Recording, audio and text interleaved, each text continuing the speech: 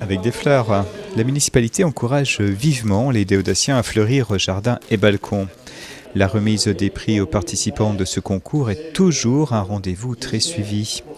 Si vous aussi vous vous sentez la main verte et souhaitez participer, alors écoutez attentivement les explications de Salvatore Arena. Alors les conditions, ils sont simples, c'est-à-dire qu'il y a un dossier à retirer à l'accueil de la mairie.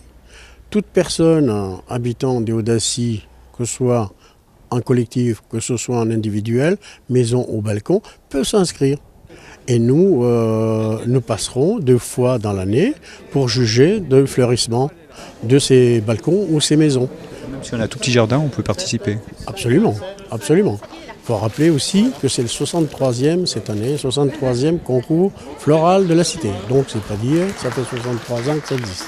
On peut gagner, en plus d'avoir le plaisir d'embellir la vie et la ville.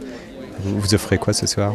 Alors, d'une part, le premier prix est quand même de 350 €, hein, c'est pas négligeable. D'une part, deuxièmement, c'est aussi, on a un tirage au sort en loto, une espèce de loterie. On tire une plante au hasard, c'est un tirage au sort. Donc on obtient une plante, on s'en va avec un prix et une plante. Mais je dois rappeler aussi que moi, en tant que président, avant ça existait, ça n'existe plus. Je n'ai pas voulu de perdant, c'est-à-dire que tout le monde a quelque chose.